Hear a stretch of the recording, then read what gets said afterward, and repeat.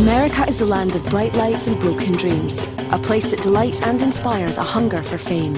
It's also a place that some people find hard to leave, even after death. My name's Gail Porter and I'm a skeptic. My name is Chris Fleming and I am a sensitive. It's my mission to investigate alleged sightings and hauntings of Hollywood ghosts. A sensitive can detect paranormal events beyond the range of the 5 senses. I wouldn't say I'm a non-believer, but I'm definitely a skeptic. Together, our mission is to investigate the dead famous.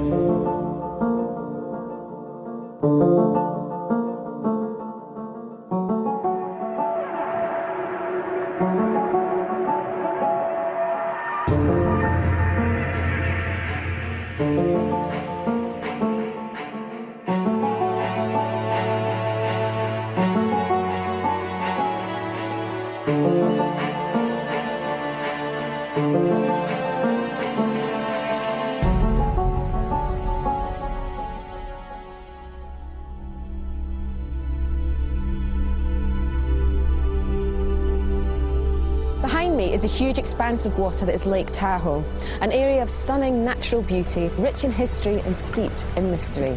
It's also home to one of the most terrifying places that Chris and I have ever visited, the Thunderbird Lodge. 6 months ago, in the depths of winter, we came here to investigate possible paranormal activity associated with Frank Sinatra.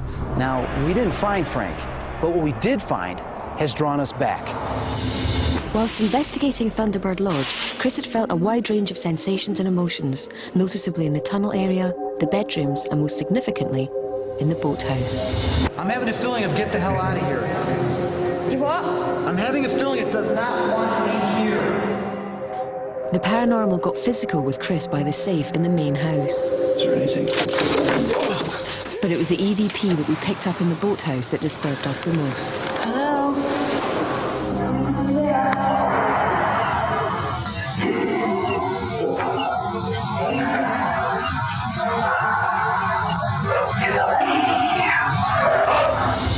We are going to spend the night at the Thunderbird Lodge to see if the energies that we came across last time are going to make their presence felt again.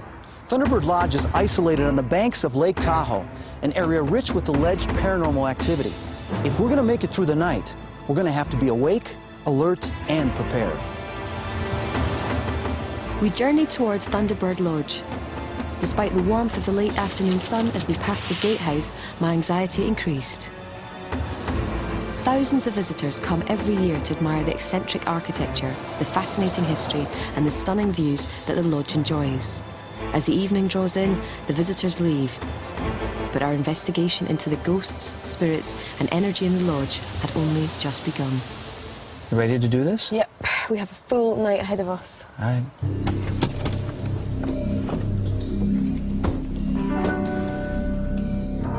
We collected our equipment, little knowing that it would be no protection for what lay ahead. Is there anyone here? Make him go away! There's like an arm. They tried to grab me. Did you hear that?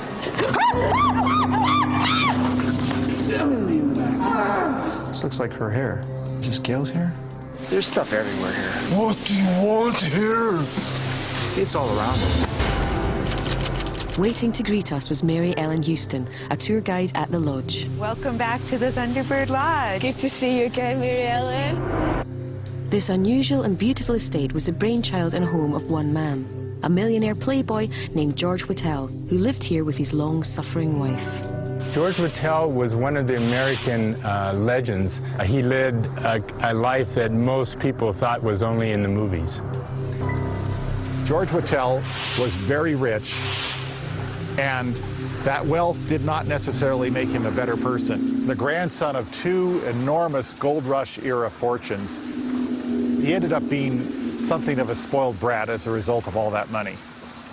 George Whitell made a commitment in his life never to work, and really did everything he could to live a wild life of leisure and debauchery. He would usually sleep all day, get up and start gambling and party all night. He loved technology and speed, so he bought the fastest cars and the fastest speedboats. So he was just a bad boy all around. He led a life that most men would die for. As he became older, he became more reclusive. He also found that he liked animals far more than people. One of his favorites was Bill the lion, who he raised it from a cub. He had a knack, even with wild animals, that I've never seen anybody else be able to do those type of things. Those who were close to him and liked him said he was exceedingly generous, but he was also imperious, and he could be pretty harsh and dismissive of people. Whittle did one brilliant thing in his business career, and that was to sell all of his stocks in 1929. And this gave him roughly $50 million in cash. He ended up with a remarkable opportunity to purchase the Nevada side of Lake Tahoe. The only thing George Whittle did was to decide to build a cottage where he could retreat and enjoy his life of reclusion and debauchery in the proper doses as he saw fit. That retreat was to become the estate that is now the Thunderbird Lodge, complete with lagoon, card house, and a 600-foot tunnel that led to the boathouse. Thunderbird Lodge is probably one of the most mysterious, unique, and eclectic buildings and compounds at Lake Tahoe. Well, I think the Thunderbird Lodge has a certain magic to it and a truly remarkable piece of architecture. On our previous investigation, Chris had allegedly been attacked by an unknown force at the safe adjacent to Mrs. Whittle's bedroom. Chris, What? check out the safe. Safe? Right there. Safe's open. We opened it.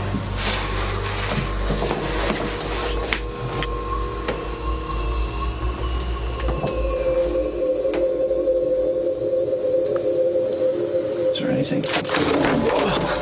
Chris wanted to set up a trigger experiment in the area to see if we could capture anything on film. What I'm going to do is a little experiment here, right? I got a piece of chalk and I got a cross. I'm going to draw a line around it, okay? And we're going to see that whatever is here, if it's going to make this object move.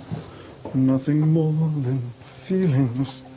And how are you feeling in there now? I'm feeling very panicky and claustrophobic. We were not alone on our journey into the unknown. I had arranged for a small team of paranormal investigators to join us. Janice Oberding is a parapsychologist who's visited the lodge many times before. And Tom and Lisa Butler, who run the American Association of EVPs, were keen to gather more evidence that this place was indeed haunted. I had also invited renowned psychic Linda Wolfe to join us. Would she pick up the same things that Chris did? Mary Ellen and I went with Janice to see where she had experienced other unexplained phenomena. So this is the boathouse again. So what experiences have you had here? I felt that there's something in here, and we've taken photos. I brought a group in here, and we took photos, and we got a lot of orbs. I've seen a psychic walk down this way and said she saw a woman either pushed or jumped into the water. And then I know that one news crew came here last Halloween, and they recorded sound like Native American chanting. They left the recorders going all night long. And a lion roaring. Remember that? That's right, the lion roaring. really? Yes, the lion roaring. And where else did you get any specific feelings? Or In the pool, over by the pool house, and at the stairs, mostly, and a little in the tunnel. do you want to take a look at the pool house? Okay. Go back there. Sure.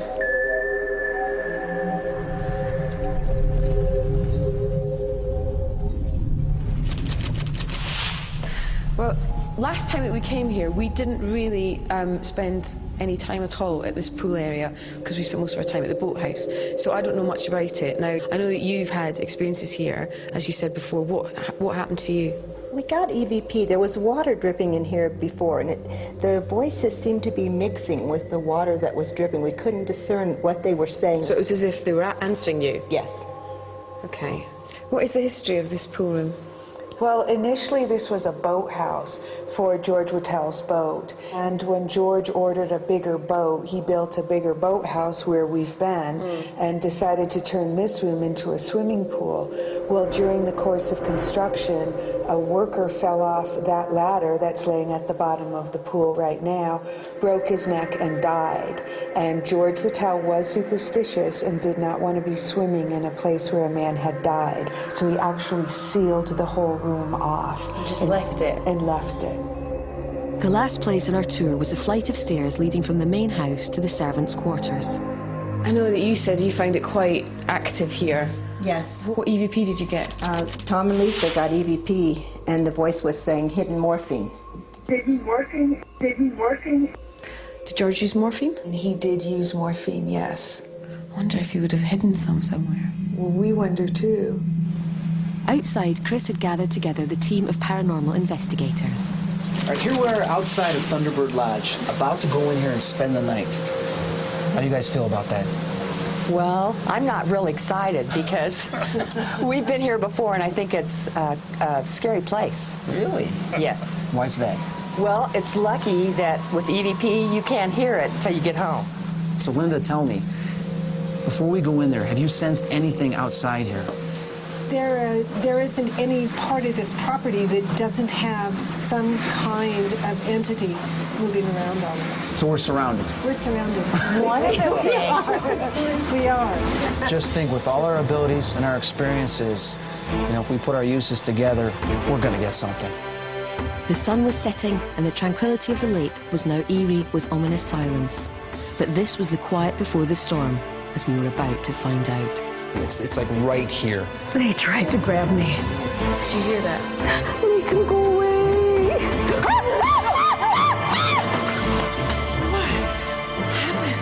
Listen to me. I don't care who you are or what you think you are.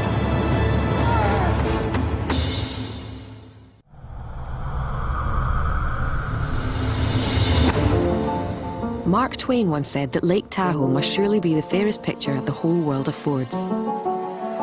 Wooden chalets dot the shoreline. The serenity of the lake is a haven for wildlife and tourists alike. But one area of the lake is not so tranquil. The one place that ghost hunters for miles around come to explore.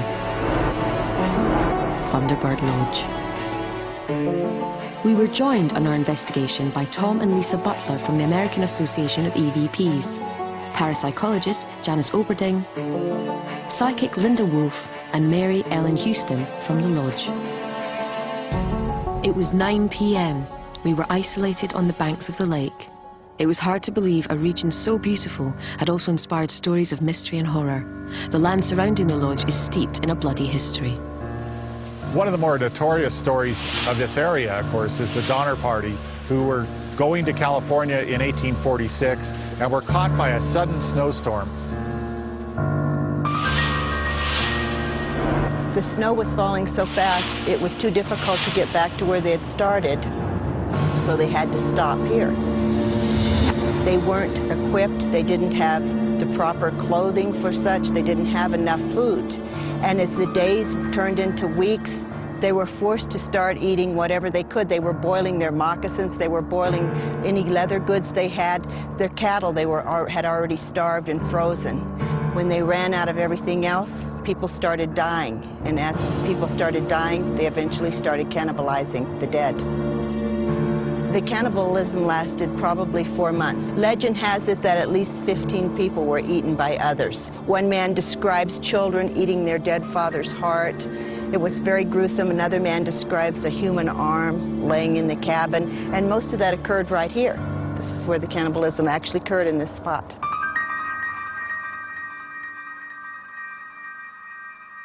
Gail, come here. Okay, this is our arsenal. I've got a 35mm camera there. Got 2 tape players. One of them is digital, which eliminates a lot of the hissing sound you get with a microcassette tape. And then I've got here the thermal scanner to pick up any cold spots. And then we got the EMF detector for maybe if we feel any electromagnetic disturbances. With this camera, we can kind of film each other too. There might be any orbs or anything that surrounds us. Okay. And then we've got, as you guys call, torches. You know, we got a lot of stuff to use here. Well, I got 2 hands, so we'll take a bit of it, Okay. maybe use some of it later. You really want to do this? Yeah, it'll be fine. All right. It'll be fine. We headed down the narrow tunnels that led towards the boathouse. I felt anxious. 6 months ago, the paranormal activity we picked up seemed to have been directed at me. And I wasn't sure that whatever was down there would welcome me back. Hello? Hi? Is there anybody there?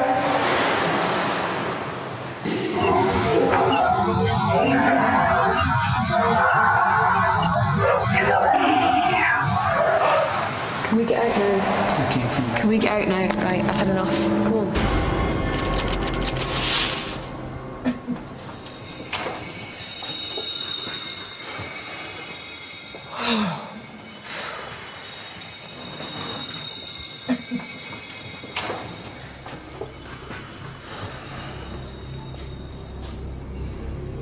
You hear those voices? Yeah, and the waves. I heard the water say, get out. Who's here? What is your name? Let's go down here. Okay. Okay? We'll lead the way. Close to the side, don't go too close to the water. All right. I'm having trouble breathing. Yeah. Would you guys mind turning the lights out? Someone died Yes, yes. right within this vicinity. Temperature has dropped. The temperature has dropped in here. But there's something over here. This is where I kind of freaked out last time I was here. All right, I'm going. You okay? I'm having a feeling of get the hell out of here. You what? I'm having a feeling it does not want me here. It's telling me to go. Get out. Yeah. I don't think it likes men. Maybe it's a woman then. Maybe it is a woman. Whatever it is, I'm not staying back there. It's like right here, whatever it is. Well, it's got to be somebody. It's somebody. Do not consider me a threat. They want us gone. What is it you're so protective of? It's a man. It's a man. I just felt like, don't come over here. Did you hear that? Yes. What the hell was that? What was that? I want another sign. I want something more concrete. Hear it? Yeah, it's not. That's not good enough. Something happened right here. It feels like I'm suffocating in my own vomit. Okay. I'm sensing that the person was maybe drugged. Okay, maybe it was the morphine that they talk about. They were injected with morphine. I'm sensing that it was female. Okay, so now I'm getting pressure that's pushing me down. Definitely it's pushing female. me down. There's a man right here. Yeah. Did he throw her in the water then? Yes. To make it look like a drowning? Yes, definitely. That's what I picked up. It was no accident. She was murdered. She was murdered. Oh, my left arm is going completely numb. Yeah, you're going through what I went through. You okay? Tell me, what are you seeing? How many people around you? 3. 3 males? 3 men. 3 men. Okay. Why are they doing this to you? One has a knife. Why are they doing this? Why are they doing this? Make him go away. All right, there's a lot of cold now. There's like a change in temperature behind me, which means that there's something standing behind me.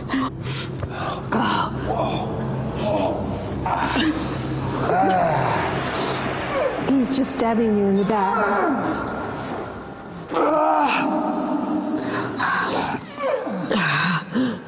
I get it. Come on. Chris and Linda later claimed that they were being attacked by knife-wielding spirits. I just felt her.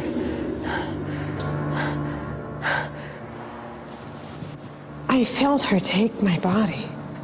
Has it happened before? No. No. No. I have to get out of here. I have to get out of here. Okay, Katie, do you want to sit you out of here? Oh, God. Oh, that room scares me. Come on, it's okay, I'm here. Come on, I know it's cold. Come on, keep together. Keep together. There's someone waiting. It's okay, no one's waiting for you, I swear. It's just me. I'm going to make sure you're fine, don't worry. Okay? Deep breaths. Deep breath. Oh, my God. Come on. Come on.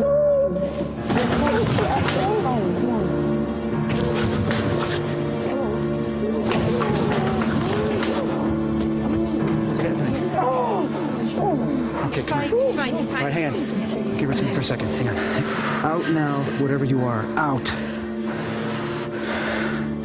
You're out. I promise you, there's nothing here that can hurt you. Okay? There's nothing here that can hurt you. I'm pissed off. The farther she gets away from her, the better she's going to be. Because of the traumatic experience that happened, it's considered place memory. It has a certain radius that energy maintains. The farther you get away from her, the less strong it is. It's weaker.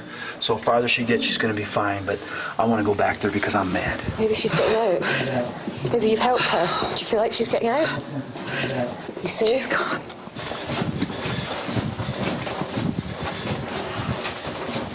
What happened back there when you screamed? What was that? They tried to grab me. The same men that were down in the boathouse? They were trying to pull me back. No, they've got to punish you. We're stronger than all of that. All right, listen to me. I don't care who you are or what you think you are. But what happened here is the past. It is over. It is done. What you have just done to her is not right, and it is never going to happen again. You cannot stay in this place anymore. You are not allowed to stay here. You should not stay here. You are dead. Blimey. You scared the shit out of me. That's for fucking sure. You know. The person you just messed with is a psychic, a real living person. You have no right to jeopardize that person's existence at this time frame. She is not related to this incident. None of us are related to this incident. And now I'm getting sick and tired of you playing these games. We're trying to scare me and trying to scare her. What happened? Oh. Whoa. I don't remember this at all. None of this looks familiar to me. Oh. Do you understand what I'm saying? Chris wouldn't have to wait too long for an answer, because whoever or whatever lurked in the shadows of the lodge was about to give us a sign. It's such a horrible way to die. Such a horrible way. Is there anyone here? There's like an arm. We're all hanging around outside. Is this Gail's hair? This looks like her hair. There's so many noises coming out of there now. What do you want?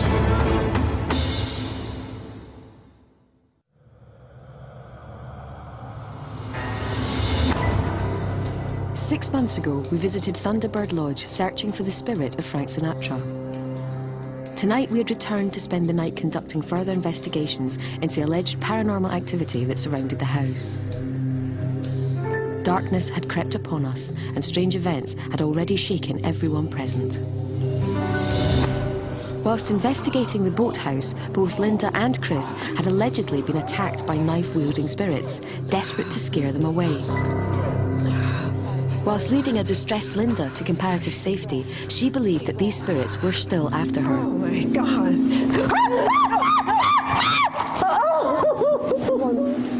Chris was now angry. I didn't know what to think. All right, listen to me. I don't care who you are or what you think you are. We met up again in the boathouse to discuss where we could go from here.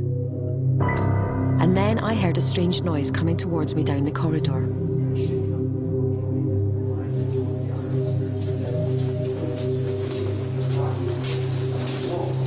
Fucking hell. You put the shits on me again, man.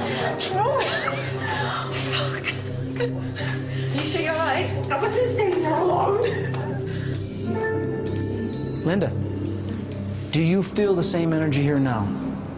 No. That point when she entered my body, to the point when Chris exorcised her from my body, I have no recollection of what transpired. She needed to get out of the boathouse so that she could be set free. Do you think, after everything that's happened, that the female spirit that entered you is now free from here completely? Yes. So she's gone? She's gone.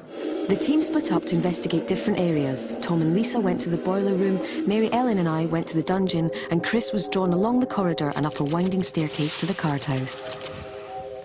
All right, we just had some dramatic happenings in the boathouse. What I need to do is just spend some time alone, see if I can make any contact with any other remaining spirits that may be here. It was built maybe to store dynamite, might have been one of the reasons, but a lot of people did get locked in here. Like if they passed out drunk at a card game, George would have them thrown in here and locked, and it just so happens that Bill the Lion loves these nice cool tunnels, and he loved it in there also. So if you did get thrown in there drunk, you'd wake up with Bill the Lion licking your face, maybe. It's quite scary.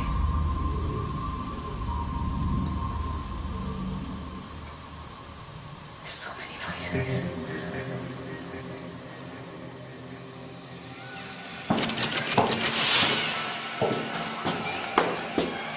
This is the room that they have the boiler in now for the swimming pool that was never finished. We know that the entities like to go places and stay where they're not as often disturbed. So this should be a very good place to be able to get a recording.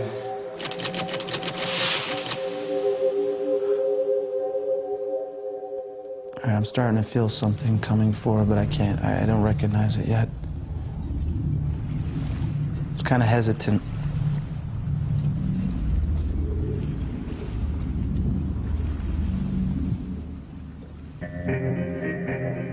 Oh, man. All right. I was just reaching for my hand. It's just going crazy in there, can you hear it? I know. It does that sometimes, doesn't it? Remember it did that last time, went crazy. There's so many noises coming out of there now. It's like everything's all stirred up in there. The waves were making such a noise that we just had to return once again to the boathouse.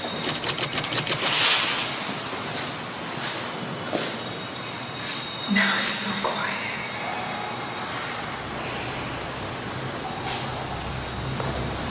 Look how stirred up the boat is.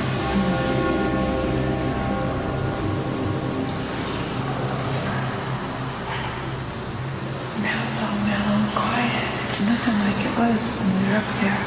It's like they wait for us to go. Can you tell us your name? Why are you here? No EVPs were picked up in the boiler room.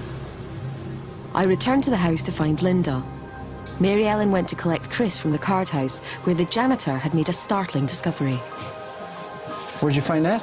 I've never seen this before. Where'd you find that? It was just sitting right here on the rail. Was it ever there before? No. I know this place inside and out.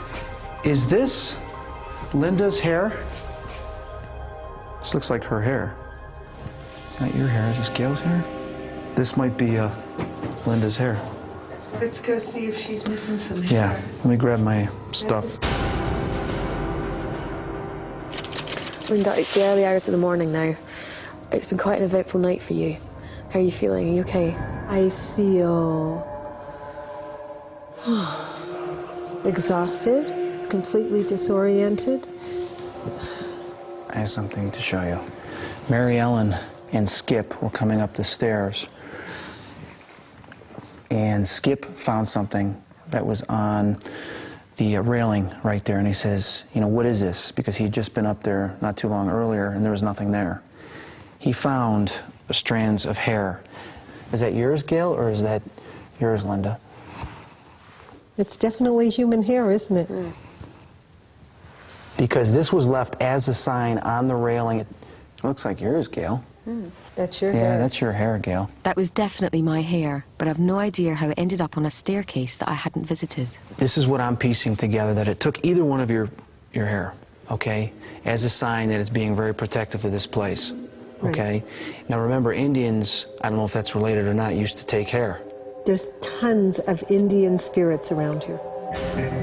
Scalping has long been considered an Indian tradition, and Lake Tahoe is an area rich in Native American history.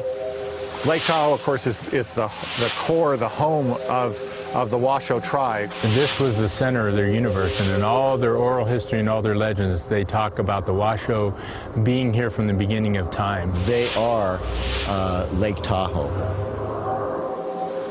When the first settlers arrived in this area, they were not necessarily very nice to the Washoe Indians and pushed them away and ejected them from their land. As anybody would, being treated the way the Washoe was, there is obviously handed down over those generations a certain resentment toward the white man. It wasn't so much that the Washoe Indians were angry, but that they were saddened by the whole experience. The Washoe regarded the Tahoe Basin as a center of spiritual energy. There are some places that call one's attention to that energy more than others, and a place like Cave Rock is like that. You know, to them it's known as De'eh Wakapush, which means the great standing rock. And so for them, that natural formation is a power source, and in some way channels the powers of the lake that can be used for good. Yeah, they believe that there are spirits that do inhabit Cave Rock, and that it is a place of certain power. Cave Rock certainly has cultural significance for the Washoe tribe, and it's not alone in this area of Lake Tahoe. Thunderbird Lodge was built by the Washoe for George Whittell.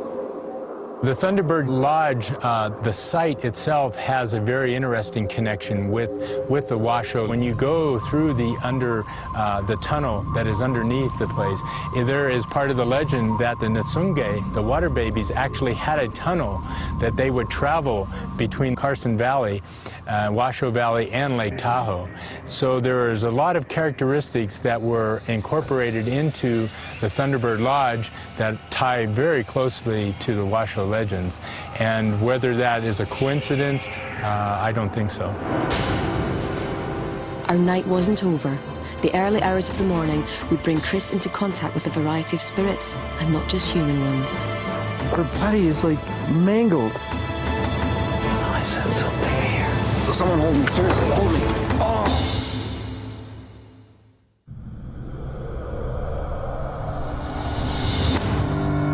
We had revisited the beautiful area of Lake Tahoe to investigate the paranormal activity in the dark corridors and eerie shadows of the Thunderbird Lodge. Once a home to eccentric playboy millionaire named George Whittell, it is now rumoured to harbour forces much less inclined to partying, unidentified spirits, paranormal activity and energies for which there's no rational explanation. It was 2:30 in the morning. Chris and I met up to discuss how the investigation had gone so far. So what happened in the boathouse with you and Linda and my hair, and I was just freaked out. I knew I should have come back. Do you know how I tend to pick up place memory when someone had a traumatic experience or someone has passed away? Well, that's what happened there.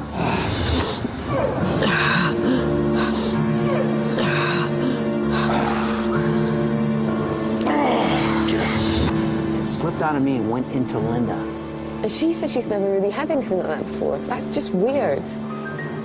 Well, it was kind of freaky, her being a psychic and all the way she responded to this. And she was terrified. Oh, my God.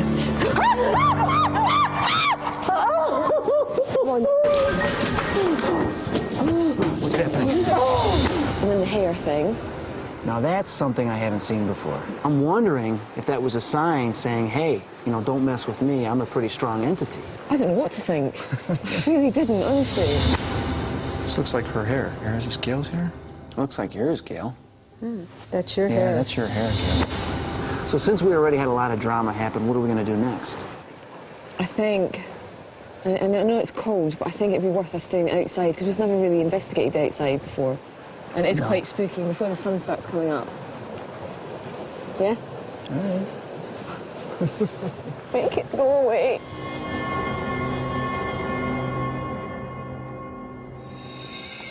I don't like being outside.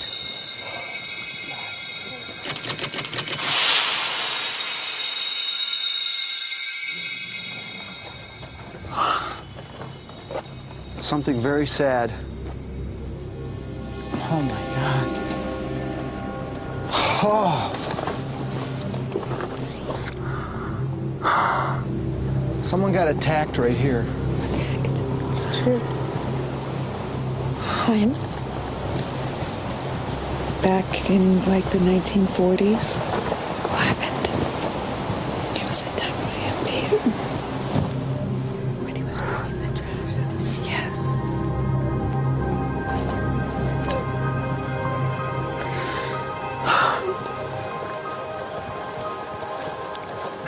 It's like everywhere. It's like blood everywhere. Something doing this. Yeah. Just something big.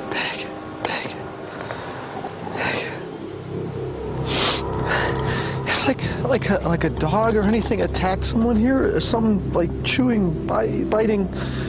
There's like an arm laying here, like body parts.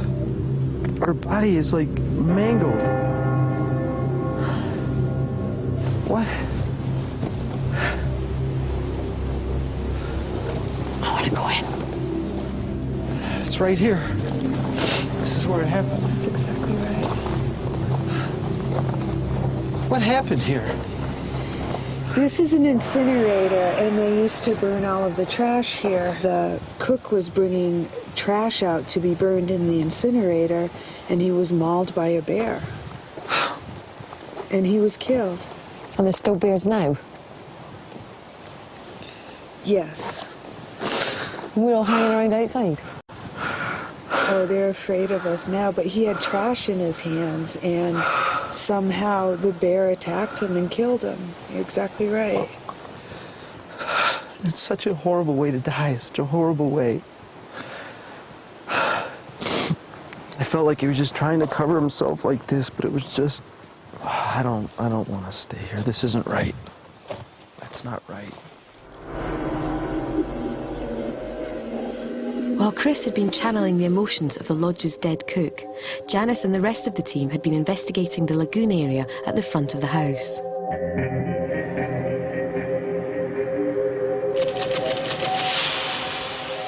They felt that the area was heavy with malevolent paranormal energy.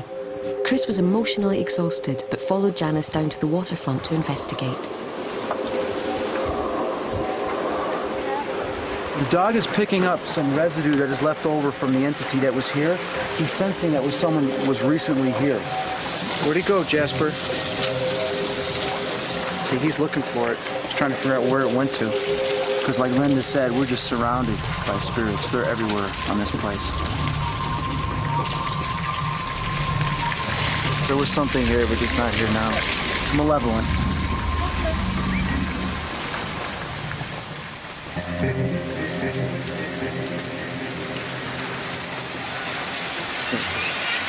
Whoa! Oh, shit! Someone hold me. Seriously, hold me.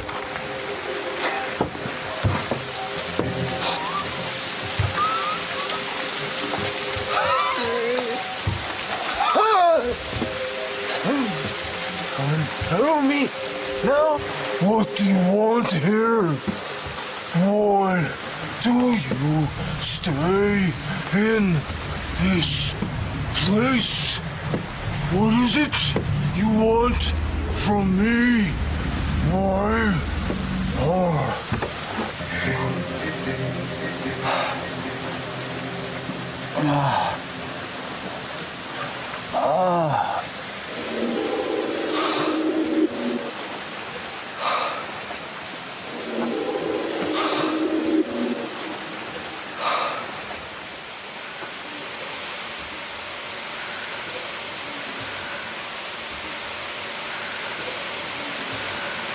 when Chris fell down, he expelled like a smoke. So I went to see if it was just cold and it was his breath, but it wasn't. What just happened? It seemed like George Whittle. It seemed like George Whittle was speaking through you to me.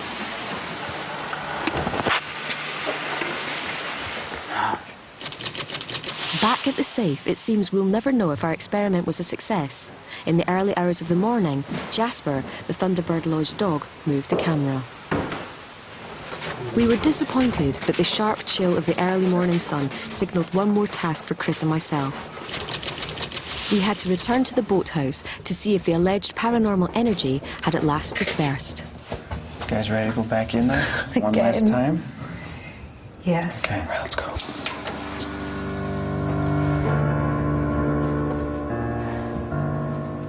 We're back.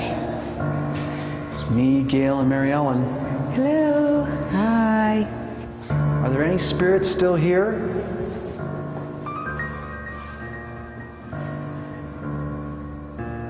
If there are, that we want you to talk to us. What is it? What is it? No, I sense something here. Do you feel anything? Yeah, I do. What do you feel? I just feel chills in my body. I want to go back to that one spot where all the trauma occurred. Who are you?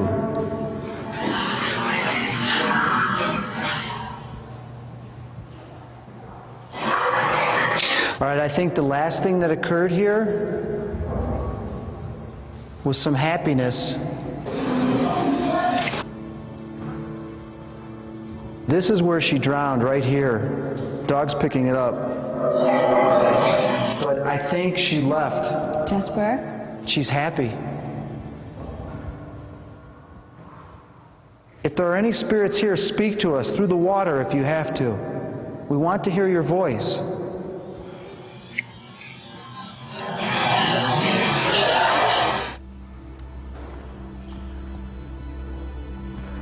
The water's a lot more peaceful than it usually is. Yeah, it is. It's a lot more peaceful in here. How do you feel, Gail? Nothing. Feel peaceful? Yeah. So do I. I think our job's done. Come on then.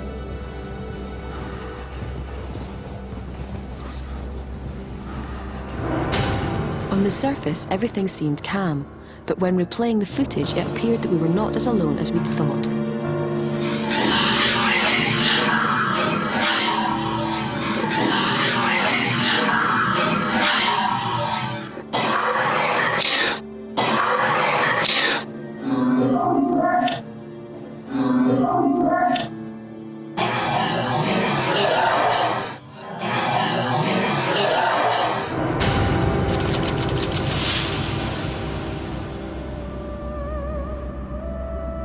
Dawn broke, and with it came the protection of daylight. We left the lodge, glad to escape unscathed from the apparent maelstrom of paranormal activity that inhabited this corner of Lake Tahoe.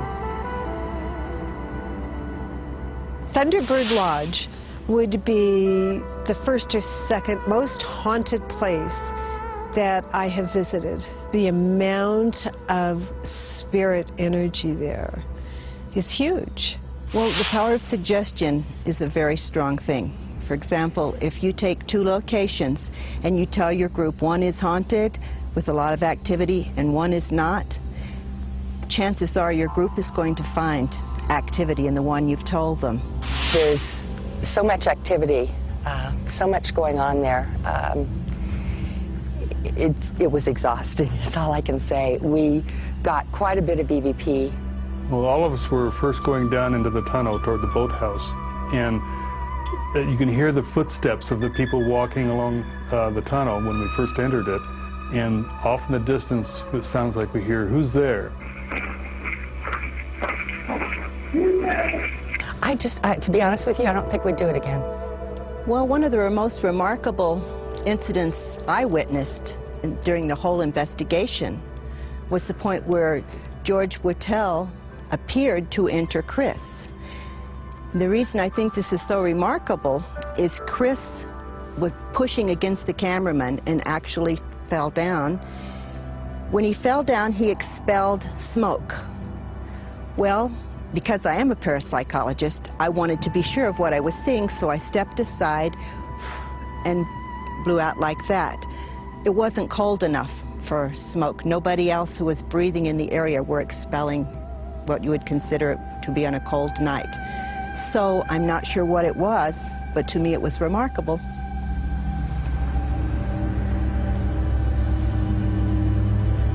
Safely distanced from the shadows of Thunderbird Lodge, Chris and I met up to discuss the night's events. I'm so pleased that we're now on the other side of the lake to Thunderbird Lodge. That was too much for me last night. Yeah, it was definitely probably one of the most active nights we've ever had. I mean, what's your overall view of what happened last night? I would say from the reaction that everybody there, including you and me, that we definitely had some activity at Paranormal. I mean, a lot of activity. You know, for me, it was dramatic. For me also, it was draining. I mean, I'm exhausted.